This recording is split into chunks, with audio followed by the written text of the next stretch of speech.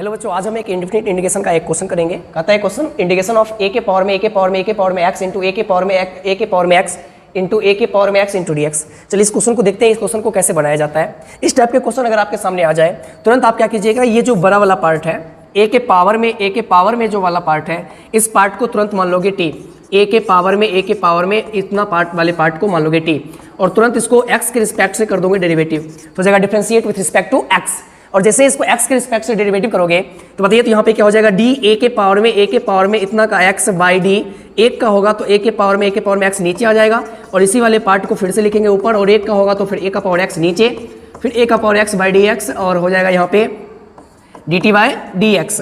बताइए तो a के पावर में इतना का क्या होता है, a के पावर में x इंटू लॉग a, इसका क्या हो जाएगा बताइए, तो a के पावर में कुछ भी लिखा हो क्या फर्क पड़ता है, तो यहाँ पे हो जाएगा a के पावर में x इंटू लॉग a, और इसका भी हो जाएगा a के पावर में x इंटू लॉग a और बराबर हो जाएगा dt बाय डी एक्स। यहाँ से देखिए तो लॉग a का पावर 3 हो जाएगा ना। तो यहाँ पे क्या बचा, a के पावर में x इंटू a के पावर में x इंटू a के पावर में x, ये तीनों पार्ट को एक साथ लिखे और यहाँ पर लॉग ए वाले पार्ट का क्या हो जाएगा, तो लॉग ए का होल स्क्वायर होल क्यू हो जाएगा, 3 है ना, तो whole q is equal to d t by d x. यहाँ पर d t by d x लिखेंगे, यहाँ से डी एक्स निकाल लीजिए तो हो जाएगा डी टी बाई लॉग ए के पावर में 3 इंटू ए के पावर में एक्स इंटू ए के पावर में एक्स इंटू ए का पावर एक्स। ये आपका डी एक्स निकल गया।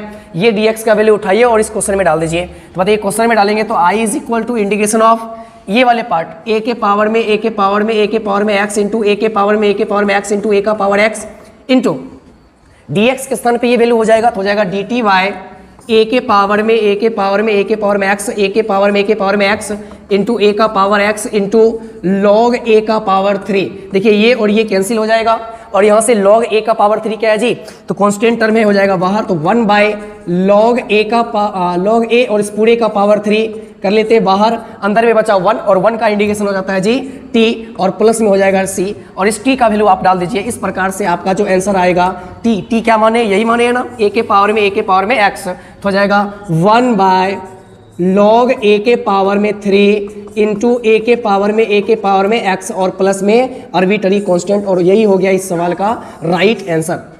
क्या ये सवाल समझ में आया?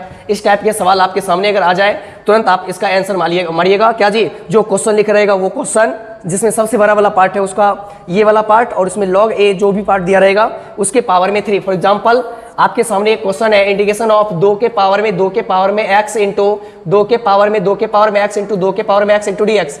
इसमें बताइए सबसे बड़ा कौन है, तो सबसे बड़ा वाला पार्ट यही है ना। तो यहाँ पर डालोगे 2 के पावर में 2 का पावर x इंटू और यहाँ हो जाएगा 1 बाई log 2 और इस पूरे के पावर में कितना हो जाएगा 3। यही हो गया इस सवाल का आंसर। क्या समझ में आया? अगर समझ में आया है तो इस वीडियो को ज़्यादा से ज़्यादा लोगों तक शेयर कीजिए, जिससे और भी इंटरेस्टिंग वीडियो लाने में हमको सहूलियत मिलेगी। Thank you.